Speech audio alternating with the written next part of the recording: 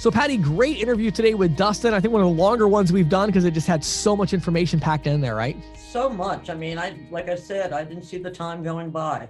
Yeah. It was so informative. I came away really understanding, some really key points about selling big monster accounts, cash discounting.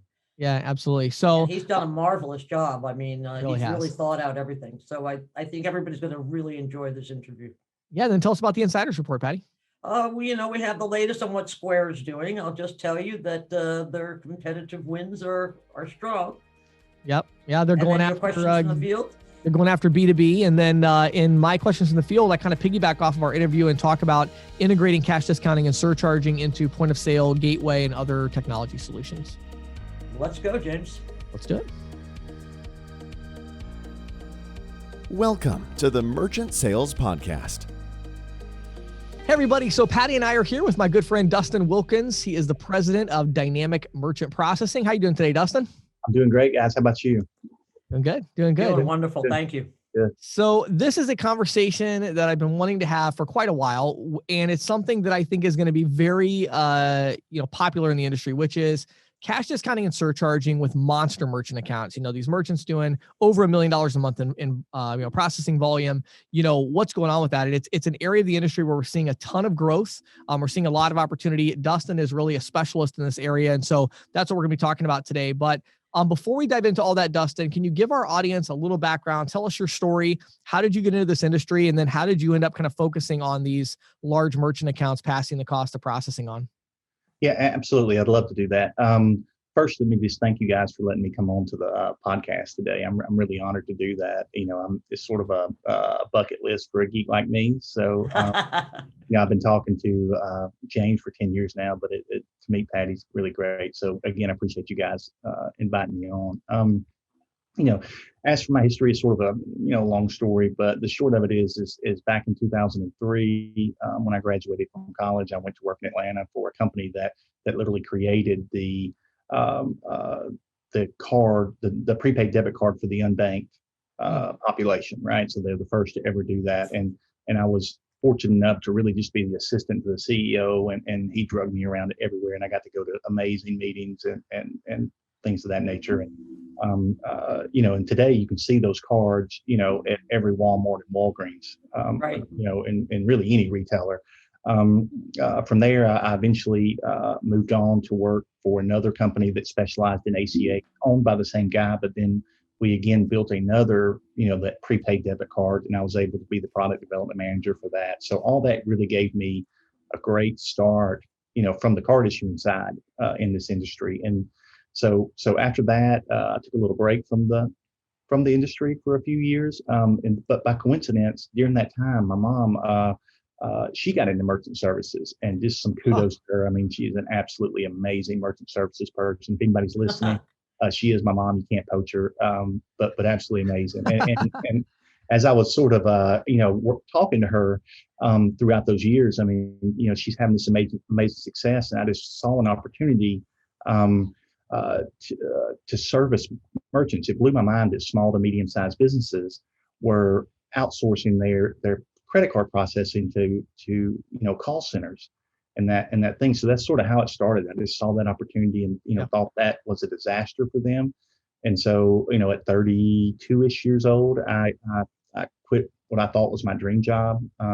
And moved into my parents' extra room. You're one of those boomerang kids, right? That's exactly right. Yeah, I came right back. And she had to feed me too. I mean, we were the most the purest form of a startup you can imagine, right? Yeah. So that was 12 years ago, and we've been plugging away ever since. And it's just been a great experience. James, we've had people that have had a lot of interesting backstories. Right. But I think this is the first that I've heard of somebody following their mother. Yeah, that's true. And you know what better path to follow? I have to say. What better path to follow than your mother? I think the truth is many of us actually follow the path of our mother. We just don't have the confidence that Dustin does to come out and say that's come out and say it. Right. Yeah. No. I'm proud of it. We worked together for the first few years, and then after things really took off, it allowed her to go into an early retirement, and things have worked out great for everybody. So, That's awesome. something I'm really proud of, Yeah, and I love it. I guess it is unique. And as far as the cash discounting story, I tell this one all the time, but it's sort of funny when the way it happened was I had this sales agent, Sean, and he's been with me for 12 years, and he's amazing. But he's in the office every day poking his head in, and he popped in one day, 3 years ago, and said, "Hey, I got a merchant who has heard that he can charge a fee on credit and debit cards, and he wants us to set him up." And I said, "Yeah, that's not allowed." I didn't say no. I said, "Heck no." I didn't really say that. But, I said, "Heck no," because I knew, like, hey, that's not allowed within the Visa surcharging rules. Right. But he persisted. He persisted because the merchant persisted. And so finally I sort of conceded that I will, against my better judgment, will do a little research. But that research sort of showed me that, I found out, hey, this is legit. You can, do that if you do it this way with the state and federal regulations. And so still reluctantly because I thought what most of our merchants, think when you present this to them, like, even if it is allowed, I'm going to crush their business. And I like to make money and we like to have success, but we do that. We are very rooted in everything's on the up and up. It's the best interest of our merchants first, so I really was hesitant. But this guy, and I guess I should send him a thank you letter. I've never done that, but this merchant persisted, right? So finally I said, "Okay, man, have it your way." And we did it. Right. And then my OCD, I followed up with him, I feel like every day for a month. And I was just blown away at the lack of negative response from his customers, And so that led to us, going ahead and trying it with one more merchant, and then another merchant, and another. And 3 years later, it's one of our primary focuses. We have a couple others, and that's search, specializing in custom solutions for surcharging for these well accounts. We do a lot of free TPS giveaway, but cash discounting is still one of our huge focus. And like a lot of companies in our industry, it's really been a game changer. So we're very much a proponent. Yeah. So our conversation today obviously is very different than ones that we normally do, Dustin, because even though you have sold a lot of these large whale type accounts, we decided today to really kind of focus in on one story, one merchant account. It's one that you and I have talked about obviously many times, but I wanted our audience to hear the story. So normally with a story like this, we'd start at the beginning, but I wanted to start at the end today.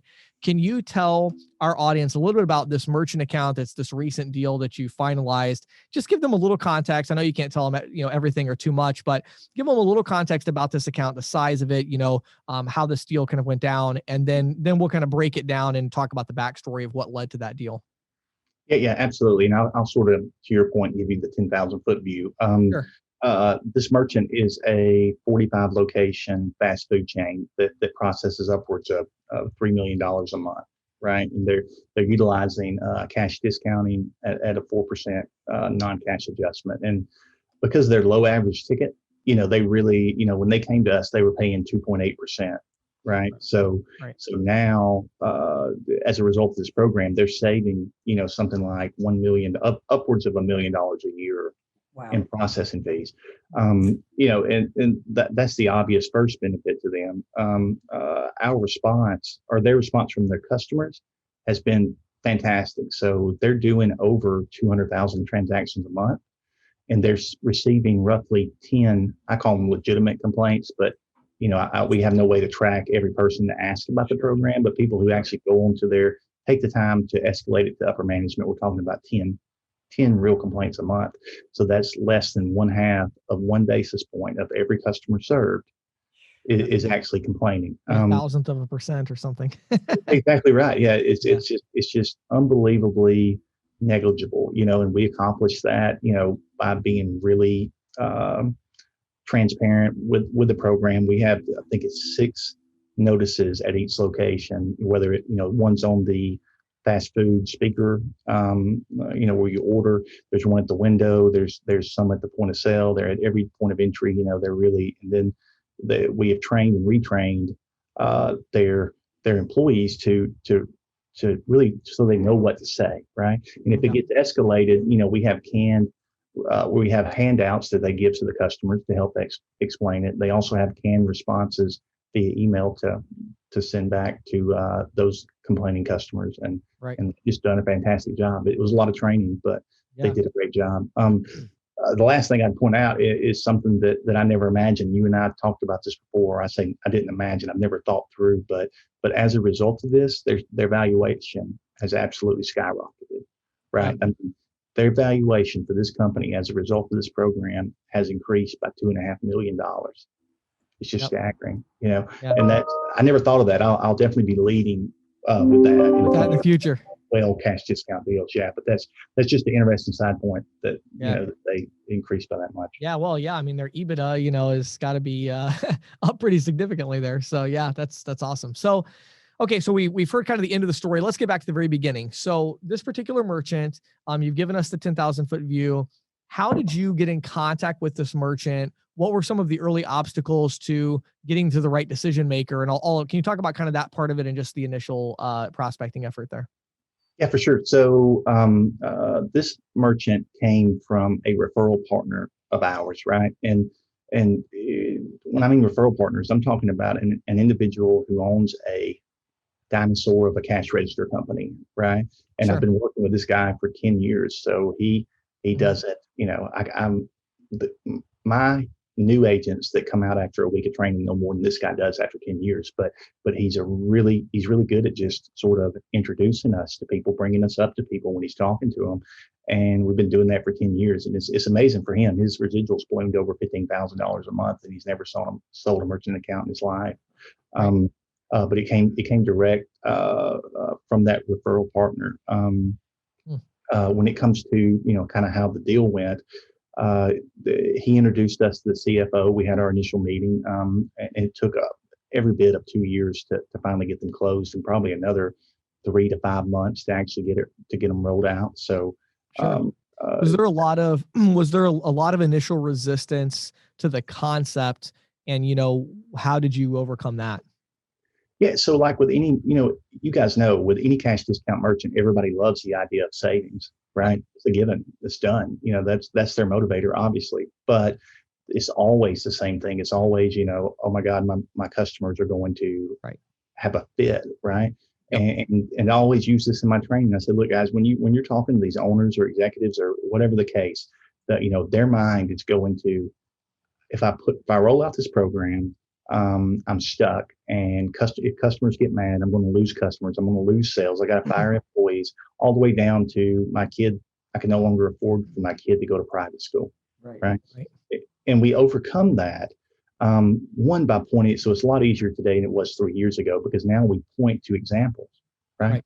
This one will be another great example. I'm leading with this account for any fast food chain I talk to, But if you give them the examples of how the program works at other places, you let them talk to the owners, the executives at the other places, and most importantly, you walk them through a mock scenario where you tell them, like, hey, here's what your customers are going to say, and here's how you respond, right? And when you do that, and they can sort of feel or see how they can resolve those issues, because they're not thinking about that in the beginning, right? That's so key. Like, you just have to paint that picture. And I'll try to shorten this down, but I kind of give them a long canned response and let them build their own response off that. But essentially what I tell them is like, look, guys, your customer's going to say, what is this fee? I don't like it, whatever. And what you need to do is explain to them, like, hey, you may not know this, but the cost of card acceptance is growing every year, and it's astronomical, and it's a big burden, right? And we had a choice. We could increase the cost of every product on our menu and give you no option, just you have to absorb it. Or we could put this program in and give you the option to avoid that price increase. And we decided to do that, essentially for you. It's more trouble for us. You would have paid the price increase. Right. We wanted to do this because we felt like it was fair and more fair, right? And so that's the approach I take. And sort of, if you can build that example for them, and they can see how they get out of each scenario, then their wheels start turning. And then, I sort of back that up with, hey guys, you're not stuck with this. You can try it for a day, a week, a month, whatever. Yeah. And that's sort of how we overcome it. So this is such good information. I know our audience is enjoying, because I've talked about this so many times, but it's the training. You have to train the employees if you want to get that, really low level of complaint. I want to get though to the technology, because we don't talk about this very much. But when you're trying to sell large merchants on surcharging or cash discounting, either one, sometimes the technology can end up being a larger hurdle even than that objection, in my opinion. Because, sometimes you'll convince them and they're like, yeah, let's do it. So go ahead. I've got micros. Right. It's right. like, okay. Yeah. So talk to us about this specific deal. What did you have to do on a technology side? How did you end up actually implementing this cash discount program?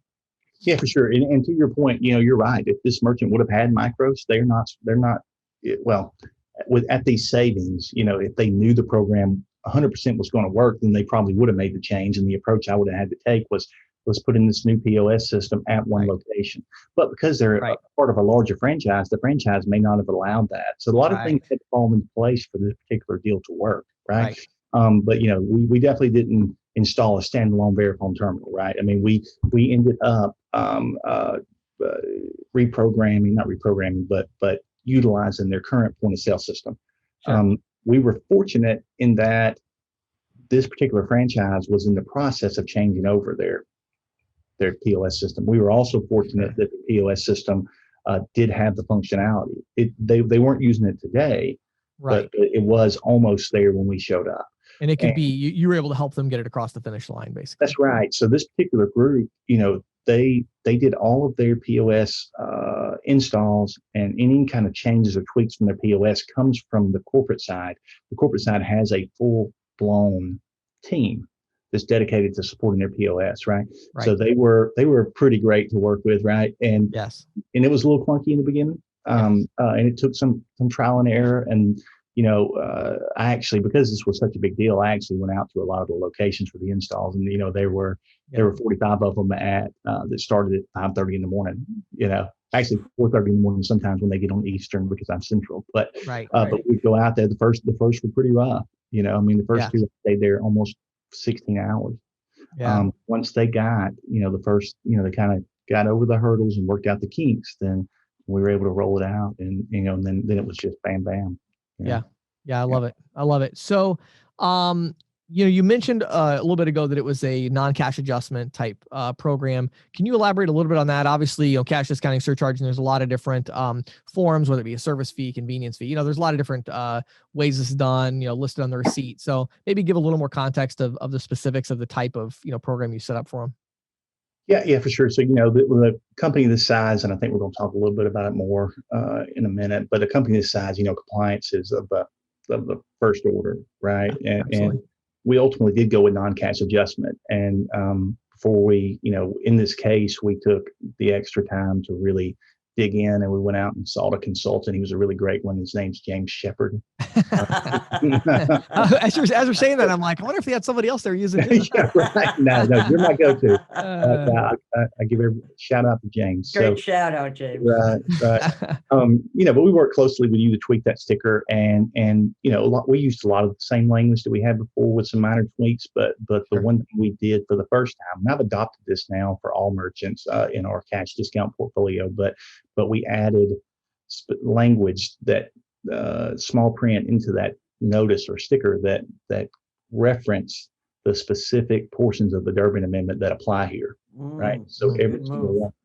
Yeah, and that empowers those guys to say, hey, here's our response, here's our canned response. Also, go take a look at this, and it really helps legitimize it. So I just thought that was a genius idea that James gave us, and we continue to roll with that, across our cash discount portfolio. Yeah, and I think it's super interesting because people, one thing that always interests me, Dustin, is I'm talking to others in the industry about compliance with cash discounting and surcharging, really, but specifically cash discount because there's more of a gray area. People are always like, all you're doing is changing the language on the sign. Yeah. What they fail, I think, to understand is that the only issue here from a compliance perspective, they don't understand the flow of how this works. A customer gets upset. What do? They take a picture of the sign, they take a picture of the receipt, and they send it to the issuing bank. Right. The issuing bank, if they think, something is not right here, then they send it on up to the card brands. The card brands reach out to the acquirer. The acquirer reaches out to the processor reaches out to the merchant. So, you have this whole flow, and the entire flow is predicated on what's on the sign and what's on the receipt. And so the idea that it, somehow is trivial, what's on the sign and what's on the receipt, is ridiculous. It's literally the only thing that matters. Right. And so, I think it's interesting putting to me, what it does when they see a sign that has that legal language at the bottom in small print, that really tells the issuing bank and the card brands, we may not like what's being done at this merchant location, but whatever they're doing, they believe that they have a legal rationale for what they are doing. Right. And so that, just, it's the same thing of, if somebody reaches out to you and says, I'm not happy with you, you're, as a business, you're like, okay, tough. If somebody reaches out with a letter from their attorney, you're going to take that a lot more seriously, because you're like, wait a second, like they've taken legal action. They're thinking this through. And I think in the same way, whether it's a customer or an issuing bank or a card brand, when they see a sign like that, it just really says something. So anyway. Well, and also it's the legality, I think, too, James, the fact that, as Dustin says, you referenced the Durbin Amendment. As a consumer, if I'm going to go in there and I see that, I'm far less likely to complain. Yeah. But that does bring me to, if we can just backtrack a little bit, Dustin, because I was wondering, you mentioned a few minutes ago about 10 complaints, I think you said, per month or something like that. Can you give us a little bit of feel for that in terms of, you're running hundreds of thousands of transactions. What are some of the complaints, and how have you worked to communicate, outside of the sign, you know what I'm saying? Once the complaint comes. And I would imagine a lot of the complaints are going to just go to the clerk, right? Sure. I mean, most of them aren't going to take it up to the corporate level. So can you give us a sense for how, how they assuage that? And also, is that 10 complaints? Has that been pretty steady, or it would seem to me that if you have repeat customers, after a while, that's going to go down. That's right. And by default, I mean, it's the obvious reason that the complaint, one of the main reasons the complaints are so low is because people just don't pay attention, and they just don't. And it's not, and we're being as transparent as we could possibly be, but by human nature, people are just not that attentive. So, if everyone itemized everything and looked at every single receipt and scoped out the store before they walked in, maybe we'd see a little bit more. But when you have, as far as the clerks go, these complaints, these 10 complaints I'm talking about, are the ones that aren't resolved, and the clerks are sort of just explaining it to them briefly. And most people take that response. Fair-minded people will take a response of, hey, we didn't want to increase the price and force you to pay that amount. We wanted to give you that option. So that eliminates the vast majority, because most people are fair-minded, right? Now, when we're talking about what I call legitimate complaints, the ones that have to be addressed, 95% of the time, and James knows this all too well, I'm sure, what they're saying to you, almost, it's just on repeat, is, hey, you can't do that. That's illegal. They always use illegal to charge a fee on a debit card, right? Right. At which time, these guys have a handout that they can give them if it's in person, and that handout gives a detailed explanation of what the program's about. It tells about the legalities or why it's compliant, and that snuffs a lot of them out. And then if they ultimately end up in the district manager's hands, or through the contact us page, they have the same sort of literature in a canned email. And then in extreme cases, when none of that resolves it, and James and I talked about this the other day, then I offer to reach out, or we offer to reach out, right? And when we reach out, we just say, hey, guys, we're calling you because we understand that you escalated an issue to these guys' corporate office, and we just wanted to call and tell you what they are doing, what we are doing with them as far as how this program works. Here are the legalities. We're completely not, trying to pull any stunt here. Here's why it's not surcharge. We just go into all that detail. Right. And then, to date, which, we're talking about millions of transactions now. We've had nobody, who didn't ultimately accept our response and say, oh, makes sense.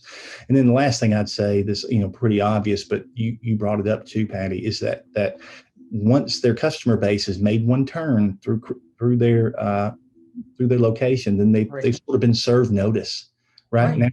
Now they're what's the term? They're it's de-escalated. They've been, Right. I always say they've been served, right? Right. So the next time through, it's on them to bring cash. So that's a big help. As you know, and usually I would say I always tell our new cash discount clients the first month is going to be the worst month, Right. Mhm. and then moving forward, it's really going to be about customers who haven't been to your location before. Yeah. Right. Yeah.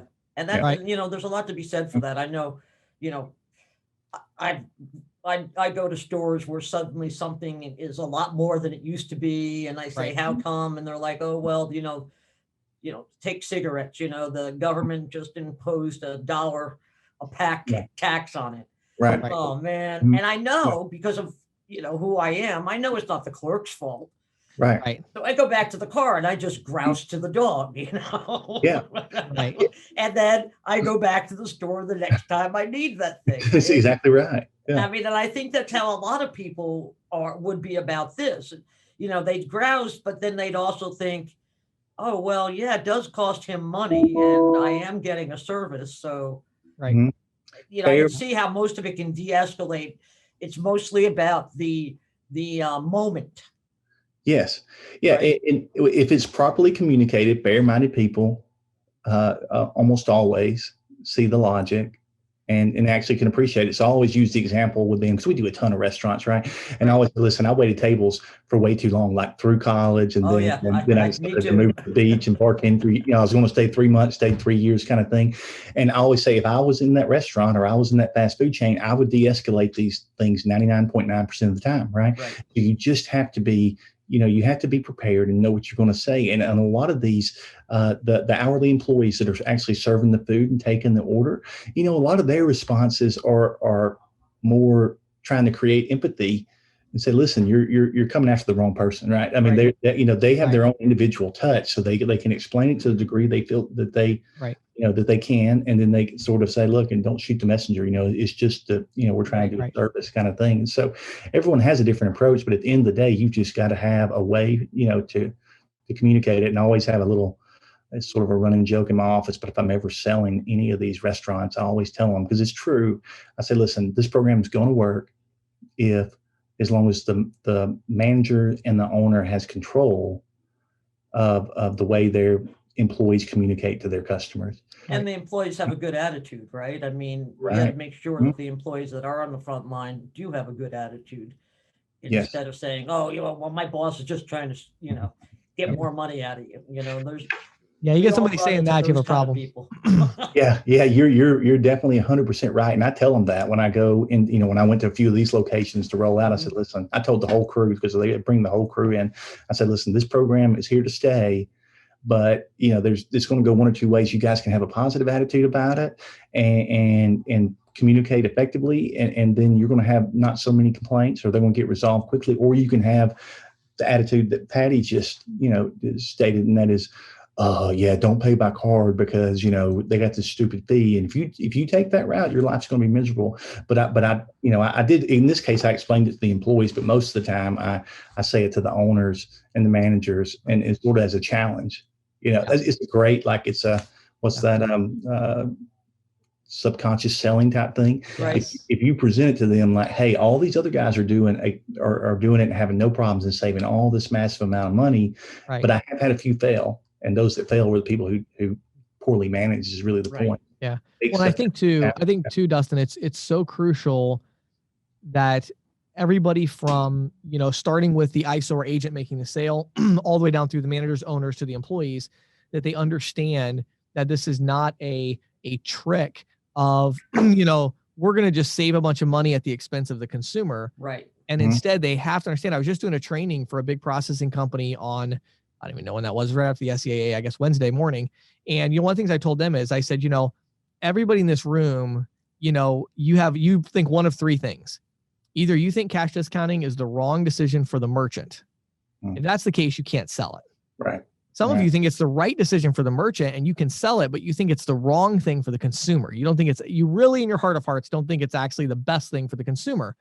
You can sell it, but you're going to get a lot of compliance issues because you don't know how to train your merchants. Mhm.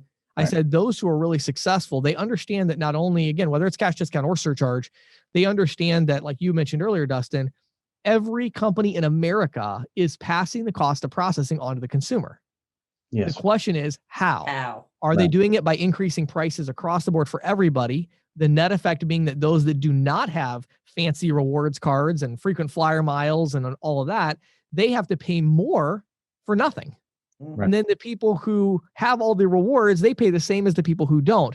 So once you get that to your head and say, wait a second, no, like this program is the best program for me as the ISO and agent because I'm going to make a fortune.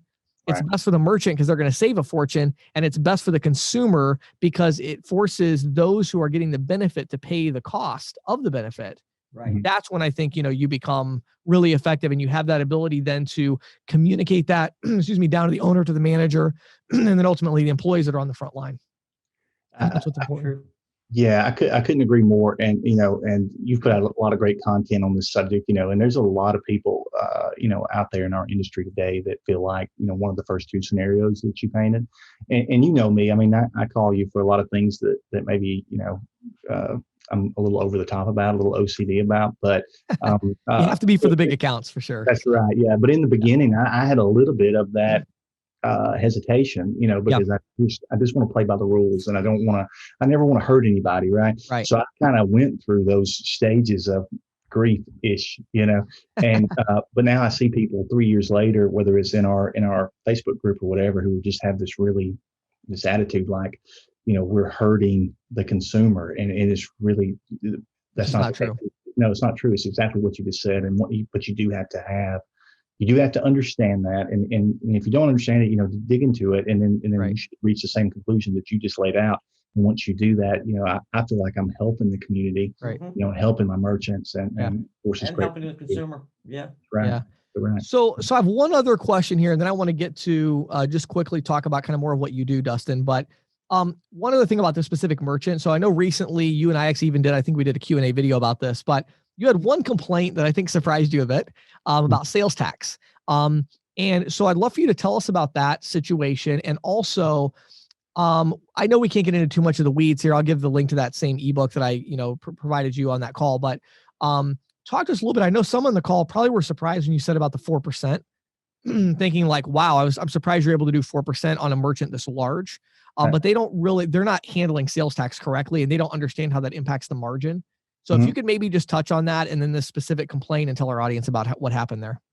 Yeah, so this definitely was a challenging one. I would rank it as my most challenging complaint in the history of my cash discount career. Right, like I mentioned earlier, 95% of the complaints are, oh, that's illegal. That's not compliant. Right. You can't charge debit cards, and this person had that argument, right? And so I was able to shoot that down, just like we shot it down thousands of times before. But he had a second layer to his argument, and that second layer was, hey, you're also charging me more tax.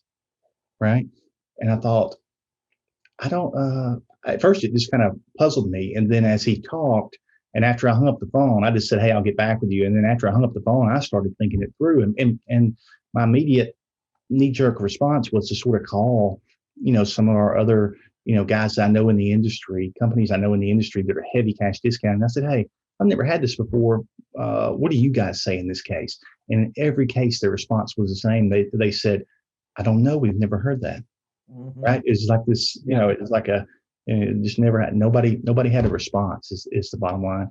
And it just so happened I had literally just finished publishing an ebook on this topic, literally like the week before. I remember when you called me up and I was published like, that, well, guess what?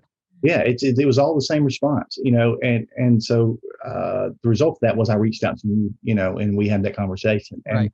and the backstory was, of course, that, if they had a $10 hamburger combo, as they were set up that day, right? They have a $10 hamburger combo and they had $1 in tax. We were charging the fee on the $11, the total of the two. And so his argument was like, hey, you just charged that fee on top of my tax. And through your consult, we sort of reached the conclusion like, hey, that's probably not the way to do it. And the crazy thing is that, is that 99.99% of every account in the country set up on cash discount today is capturing the fee on top of the sales tax, right? Mhm. That includes surcharging too. I mean, let's not leave that out. I mean, these surcharging programs are doing the same thing. Yeah. Yet I've never heard about it. And I feel dumb because I never really thought about it. Yeah. And the main reason is most of these smaller and medium merchants, Mhm. they would never notice it Where you really start to run into the issue is either you get a complaint like this from a customer, or you get a complaint from the accountant that says, wait a second, the amount of sales tax that we withheld versus what was collected versus what was owed is all off. Right. That's where you're some problems.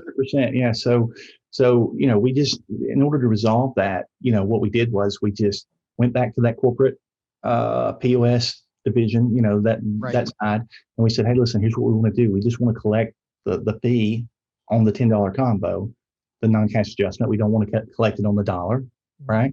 Yep. So that worked out. The merchant was all in for that change. That's great. But of course, the next step was, oh, by the way, as it's set today, Mr. Merchant, you are now paying the processing fees, actually the increased flat rate on sales tax. Right. And I can't off the top of my head remember what that was going to cost them, but let's just go with 10%. Like, so they, instead of saving 100%, they were saving 90% now. Right. Right. I have a really great relationship with the merchant but they were not, that wasn't something they were real thrilled about, let's say, right? Because they're collecting this fee. They know the fee is enough to cover what their former expenses were. Right. And they just see no logic. Right. And I couldn't argue the point. Like, I agree. Like, I brought it up to them just to get their feedback, but I knew that I knew where this was going. And to resolve this, what we ended up doing was just reducing their flat rate to offset the fee that was collected only on the $10 combo. Right. It was a little more interesting than that because, so what you're essentially doing is trying to set the flat rate up in a way that it considers the tax for that specific region or municipality, or whatever. It changes per location. Yeah. Yeah, per location. That's really difficult, right? Yeah. I mean. Yeah. And so what we did, they just quickly gave us a list of all their total tax costs for each location. Per mid. Yeah. Per mid. Yeah. So we ended up with somewhere in the ballpark, 10, 12 different flat rates that we had to apply to each location. Yeah. And that was, but we did that. And, of course, the result of that was that we ended up taking, something like a 33% haircut on our margin. Yeah. But you ended up eating the cost and it was still very profitable. But again, it goes back to the 4% where people are like, wow, you must have this huge margin. But what they don't understand is somebody has to pay the processing fees on the sales tax collected. And it can either be the merchant can pay it, which means they're not going to save 100%. Right. The customer can pay it, which is what happens 99% of the time right now. The problem with that is it's technically a little iffy on the compliance side, and it's definitely means that they're going to collect the wrong amount of sales tax. That's for sure.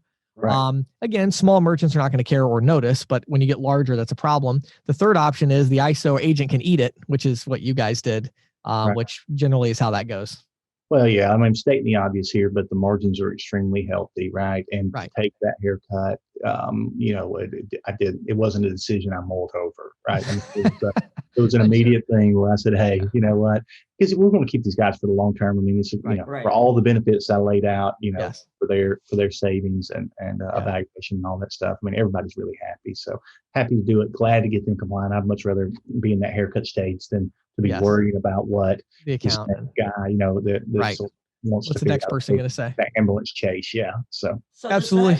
Does that manifest then, Dustin, as you reducing the rate that you're charging them, or does it manifest in a different way? Like you said, 4%. Does that mean you're going to 3.8 or something, or? Yeah. So to start with, with cash discount at 4%, what is the offset of that? 3.83. 3.83, right? So they were charging 4% to their customer. We were charging 3.83, and everything washed out, and that was great. Well, when we stopped collecting it on sales tax, somebody has to eat that offset. Right. So that 3.8% went down to 3.5 ish. Gotcha. What their tax rate. Yeah, that's what I was trying to get a sense of. Yes. Yeah. So it's like you're still collecting the 4% from the customer, but you're only collecting it on the underlying transaction, not on the sales tax. Right. And then somebody has to cover that cost of processing on the sales tax, which in this case, the way that Dustin did that is And again, it's complicated because it depends on the sales. Well, yeah, that's what's that's why I was Yeah. wondering. I mean, you have to, if Yeah. you're taking a And- haircut, you can't take it on each transaction. You have to take it on the whole Across, load, yeah. right? Right. Yeah. Yeah. I'll go ahead and throw it out there just since we're having this detailed conversation, because what we just talked about in the last 5 minutes or 3 minutes or whatever is obviously super complicated. If you go to ccsalespro.com/sales tax, all lowercase, just sales tax, one word. So ccsalespro.com/sales tax. I wrote an ebook about that that's really, really detailed, and it kind of explains and even gives you the formulas and stuff to figure that out. So, Dustin, I would love to have another hour-long conversation about this, because I think it's, and I know our audience actually, I get a sense a lot of times for how our audience is enjoying an episode. This is one that they're definitely not having a problem with, a little bit of a longer interview. But tell us, I'm sure a lot of people are listening and kind of salivating and saying, well, I know a lot of big merchants, or my agents have some big merchants they bring on board, but we can never get them on cash discounting. We can never get them on surcharging because of some of these obstacles that we've been talking about. Clearly, you're an expert in this area. Tell us a little bit more about what you do and maybe how our audience can maybe work with you on some of these large deals that they might come across.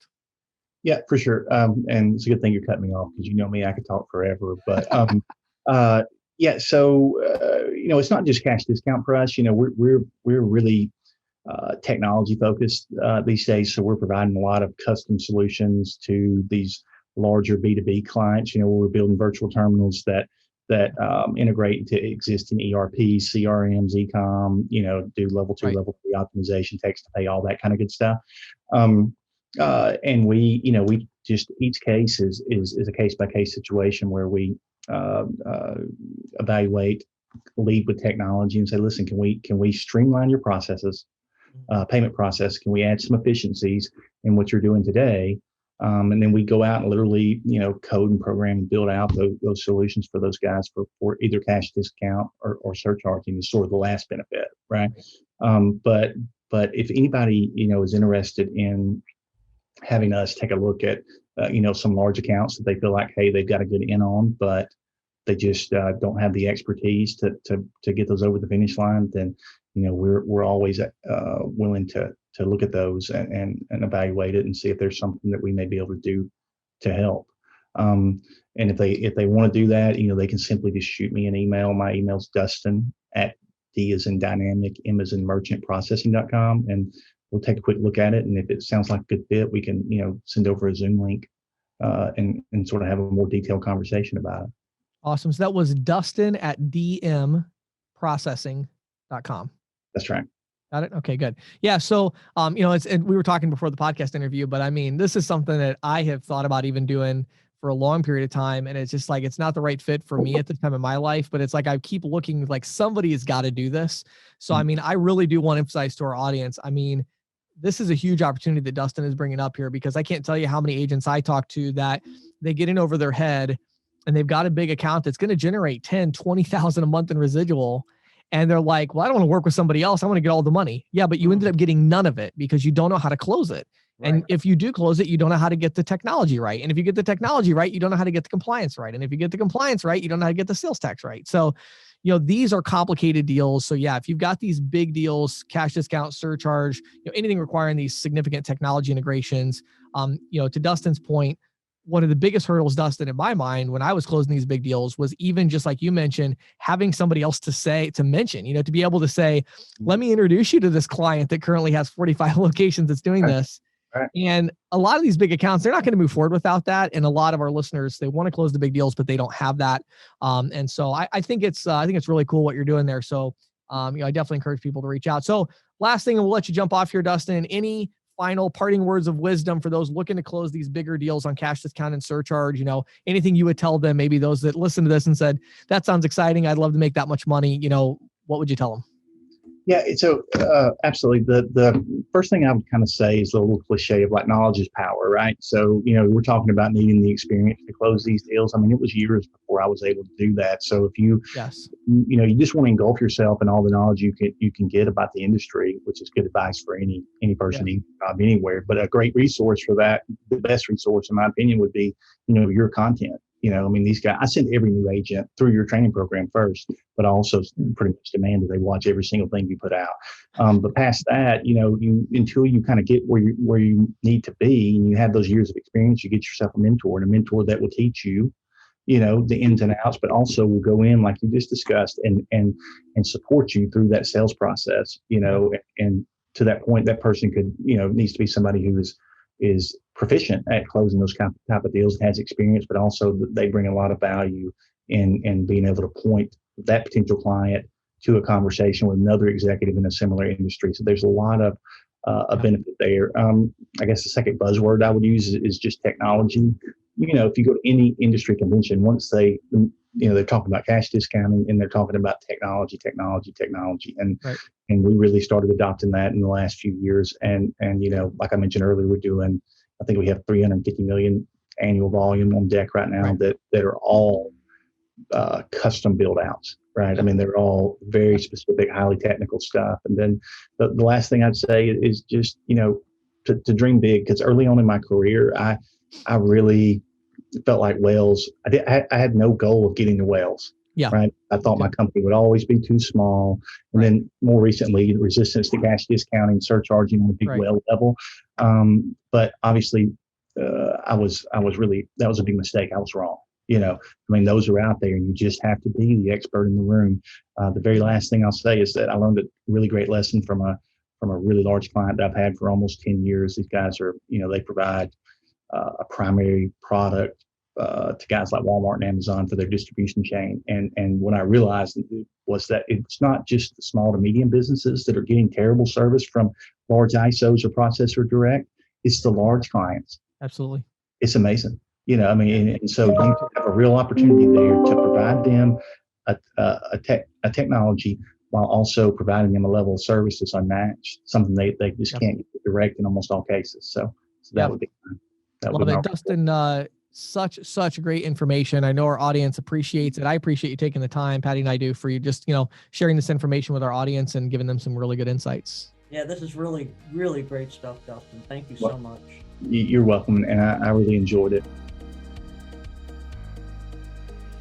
So Patty, I, of course, had the pleasure of attending the SCAA. I guess when this airs, it'll be 2 weeks before. And I saw the pictures of your presentation. It looked like you got a great crowd there. We did. We had a great crowd. Had a lot of fun. And of course, I got the opportunity to run into our sponsor for the podcast, Valor Paytech. Everywhere I went, they were a major sponsor there at the SCAA. And what's exciting is they're getting so many ISOs now that are leveraging them for their terminal solutions. And as I think most people in our industry know, there's been a pretty significant shortage of microprocessors. Right. And that hasn't just affected our industry. That's affected everything from cars to computers to phones, everything else. Good news. I mean, I've talked to them through their connections with the supply chain. I mean, they are still getting terminals every week, and they're not at full capacity, but they're on their way climbing back to full capacity. But they have terminals. They are keeping their clients supplied, and that's a pretty big competitive advantage right now. Just the fact that they have the terminal. So if you're running into a shortage, you're using somebody else running into a shortage, and you're looking for a better solution. Definitely go to ccsalespro.com/Valor, VALOR, and check it out. Yeah, ccsalespro.com/VALOR. And now, here is questions from the field with James Shepard.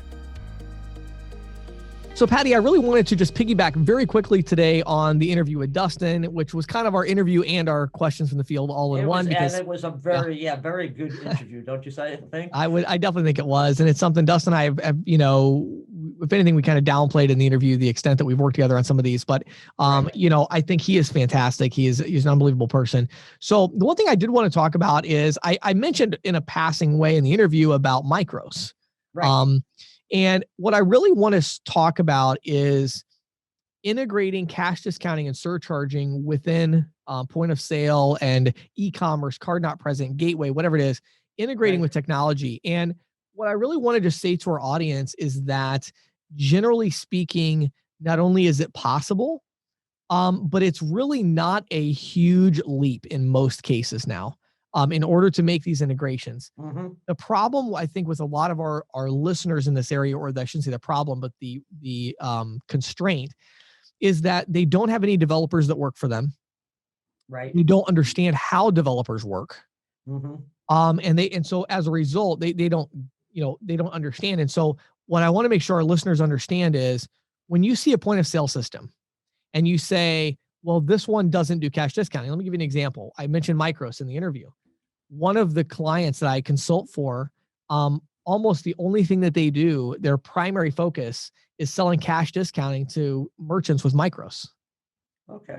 And most of our listeners would say, well, that's impossible. You can't do cash discounting on Micros. Yes, you can. So there are developers who specialize in customizing Micros, and they have the ability to go in and add a fee to receipts and add a different line item and, adjust all that. And so, ultimately with cash discounting, it's generally a trivial technology update to be able to allow this, because on a technology side, really all you need is add this fee somewhere in the process, either before or after sales tax. Well, that actually is not a huge deal for most point of sale companies. They may not have that feature now, but they could get a full-time developer on it for a week and they could have that feature. Right. And so I think a huge opportunity for our industry is, pitching that to these people and saying, look, if you can get your clients on this cash discount, I'll work with you. I'll show you how to put it in there correctly. And then once you have it in there, we can work together and I'll go through your clients and I'll give you a 10% override on the cash discount volume. And so you may have an ISV or even a VAR that, is not currently making money from processing, or they're using one of your competitors. Right. And the idea of the cash discount and surcharge could potentially bring them on board because the margins are so high. Right. Right. But the key point I really want to get across today very quickly is that, it is pretty much trivial at this point to get cash discounting to work with a gateway, with a point of sale system. It does require development time, but you need to make that pitch to that technology provider to do that, especially for larger accounts. For surcharging, it's not trivial. It's becoming trivial slowly. I think in 24 months, it'll be trivial. But the issue with the surcharge, and one of the reasons cash discounting has been adopted so much faster on the technology side, is that with surcharging, there's a whole extra step, which is check and see what kind of card it is first. Right. Usually they are able to do that, pretty easily by looking at the BIN, the bank identification number, which is the first 8 digits on the card or whatever.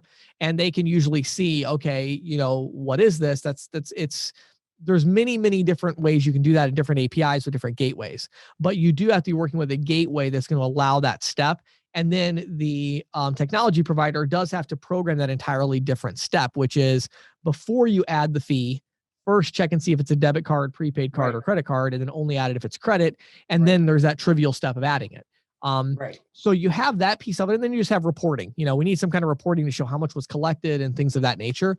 And of course, with surcharging, again, it comes back to how much money was settled to the account, and there's some other variables there. So, some of that stuff gets complicated. I think companies like CardX and many others are starting to pioneer this idea of allowing surcharging to be integrated into technology. And I think that's going to be a big competitive advantage for anybody that takes it seriously. But my point to our listeners is, don't walk away from these accounts because you're like, oh, well, this one we can't integrate. Yeah, you probably can. Now, they may not want to do the integration, but the idea that it's not possible for somebody to program this into their system is ridiculous. Whether it's surcharging or cash discounting, it can absolutely be done. It can be done. Yes. Yeah. The question is, how much developer time is it going to take? And how willing are they to devote that time? Exactly. What's your pitch to them? Right. And I mean, sometimes I'll be honest. I've worked with a lot of big merchants. I mean, sometimes the pitch literally is just, I'll pay for it. So the idea is they say, look, it's going to cost us $20,000 in developer time to develop this feature. And so they tell you that. You go back to your client that's going to save $14,000 a month and say, hey, offer them $30,000. Right. Pay for it. Right. So the idea is you can get these things done. And I think it's especially on the larger accounts, there's a lot of issue here where our listeners, our audience may not be familiar enough to understand how trivial this stuff is.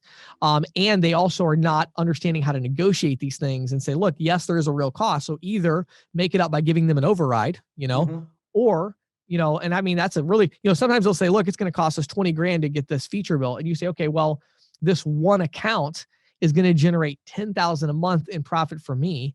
I'll give you 20%, and I'll give you 20% of all the other accounts that we sell together in the future. And it's like, oh, wait a minute. Okay, well, that sounds great. So you got to be able to negotiate those deals, but ultimately it can be done. It's just a matter of you making it happen if you think it's going to be worth your while. This is the Insider's Report with Patty Murphy. So James, today I wanted to talk about the latest deal between Square and Plaid. Yes. Okay. I've heard about this. All right. Yeah, Yes. This is really interesting. They're combining to support ACH debits for large online merchants. Okay. Okay. Now, just as a little bit of background for people, Plaid is like what they call a data aggregator. Yes. Okay. So it basically goes out and does screen scraping and, provides details on your various accounts, like if you're using Intuit or something like that, right? Right. So basically, just to clarify that a little bit further, you're saying, the idea is it allows a third party to securely gain single one-time access. So like to your bank account or whatever. Or and so it's credit like, account or whatever. right. Yes. So it's like there's somebody, they need access to your bank account to verify funds or something like that. You can use Plaid as the trusted middleman there so Exactly. that they get to log in, but you never gave them your login credentials. You gave Plaid your login You credentials. give Plaid your login credentials. Right. Exactly. And so Right. Plaid has your login credentials. So in this scenario, if, the ACH debit option is there, Right. and you choose it, then, Square goes out to Plaid. Plaid uses what it has to Right. authorize, make sure there's enough funds in there, and then, Right. Approves the transaction. Right. Now, this is the interesting thing. They said, Square said that it's going to charge 1% For ACH. for ACH, which is dramatically less than its card fee. Right. But it's a nice markup because it only costs about 25 cents to 50 cents to Right. transact an ACH debit. Right. And they're specifically targeting larger transactions Large. for that reason, because ACH is one of those things where, correct me if I'm wrong, Patty, but isn't it like, as a general rule, it doesn't matter the size of the transaction. It's a per item Exactly. cost. It's a flat cost no matter what. Yeah, that's interesting. And now they did a test of this and they found that the average transaction was about $3,500. Wow. Good night. Yeah. So they're Yeah. going to bring in $350 on that average transaction. It's going to cost them 25 to 50 cents. Exactly. Nice markup, right? Wow. Okay. Okay, so let me just give people a little bit of background on the ACH, because I know I've talked about this, but I don't know if everybody understands that the ACH is a store and forward mechanism, right?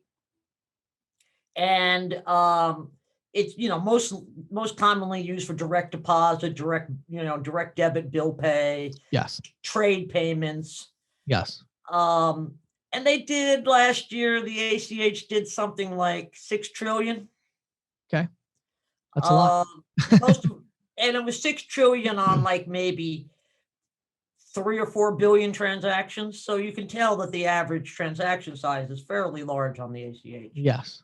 But here's the thing about the ACH, remember, the ACH connects all federally insured financial institutions. So all banks, credit unions, they all connect to the ACH. So you have open access to all these accounts. But the ACH only operates on Mondays through Fridays, not on holidays and not on weekends. Yeah. And traditionally, settlement occurs a day or two after the transaction. Right. Right. Now, they do have now what's called the same day ACH. Conceivably, it could occur Right. on a same day basis. Right. I think they charge a little bit more for that. Yes. But, unlike the credit card networks, which are 24/7, 365. Right. And instant approval. Instant approval. Right. So, I don't see this as like, this is going to blow credit cards out of the water. Right. But, ACH has been used by online merchants in the past. It's just very Right. cumbersome. Right. When I use the ACH with my merchant online, I have to give them all my bank account information, Right. Which you don't want to do. which I don't want to do. So Right. now with this Plaid agreement, Right. it allows Square to do something that other people aren't necessarily doing at this point. Well, and I think where it's really, really interesting is just like when I was at the SCAA last week, I was on that panel with Roger McNamara and Eric Jinks. We were talking about the idea of leveraging credit cards or plastic to process B2B transactions, and going Right. after that market. This is a very, very clear competitor to that approach. Right. And when they announced it, they said, oh, it's for B2B or C2B. But the fact is that when you're looking at $3,500 average Right. transactions, That's B2B. that's B2B. Absolutely. Yeah. So that's going to be very interesting. I'll, definitely keep us posted. I'll be curious to see how that plays out. And I think there are a lot of our listeners that are going after that same space, and Right. they need to evaluate that. That's a really big new threat. And there are ACH processors out there who Yeah. presumably, and the other interesting thing about Plaid is, remember, Visa tried to acquire Plaid Yes. Yes. and was knocked down by the Justice Department. Right. But that doesn't mean somebody else can't acquire Plaid. Oh my, no. I mean, the fact that they're open to being acquired means they're going to get acquired pretty Yeah. soon. Exactly. And I was, when I saw the announcement, I was even a little bit surprised in a way of just kind of wondering, is that really what Square wanted, or did Square want to acquire them? But these companies are both giant. I mean, the amount of debt that Square would have had to take on Would to do have the been deal. humongous. I mean, Yeah. they're too much of an equal for Yeah. for that. Yeah. I think. But I would say, I mean, it is interesting. I mean, because I think the other problem for Plaid is they have to be so careful who acquires them. They almost need to be acquired by Google or somebody like that, not only because of the size, but also because they don't want to get tied into a specific processor, a specific bank, a specific Exactly. card brand, because it's like, it's Right. Plaid. Kind of the big appeal is that they're a disinterested third party that, and so I think it'd be more of an Apple, a Google, something along those lines. I've often thought Intuit. Yeah, Intuit would be a good, but again, even Intuit, because they're on the acquiring side, they're on the issuing side, they're, That's true. they're on the They're processing. kind of they're- locked in there as well. Yeah, that's so true. it's a tough fit, which, I mean, all these companies are going that direction, but it's interesting to see how that goes. And because is Plaid, they're not public yet, I don't think, are they? No, that they would be just the actually other- got a new round of funding, a huge new Yeah. round of funding. Yeah. But the thing about Plaid too is that its technology, is really specific. Yes. So I Yeah. think it's going to be a hard fit. I was about know, to say that. I guess Yeah. I'll be surprised if they get acquired before they go public.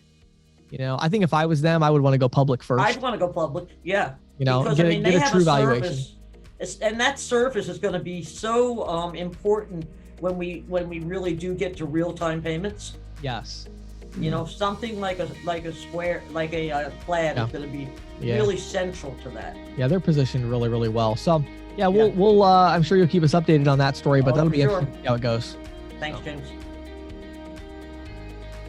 This episode of the Merchant Sales Podcast was brought to you by Valor Paytech, the technology company that is revolutionizing cash discounting and surcharging with innovative features like dual mid support, waive the fee options, and even adding non-cash adjustment charges to tips. Now, all of this is made possible by a variety of technology devices and solutions such as gateways, tabletop point of sale devices, and features like SMS text messaging and e-invoicing, all with cash discounting in mind. Valor Paytech, bold ideas, smart execution. Make sure you head over to ccsalespro.com/valor, VALOR, ccsalespro.com/valor, VALOR. Schedule your free demo today and watch videos and learn more about this amazing technology solution. Thank you for listening to the Merchant Sales Podcast. Whether you are an industry veteran, processing executive, or just trying to learn about the payment space, we appreciate your time. The Merchant Sales Podcast is a joint production of Greensheet.com and ccsalespro.com, and we hope you will tune in next week for more information and tips on building your merchant services business.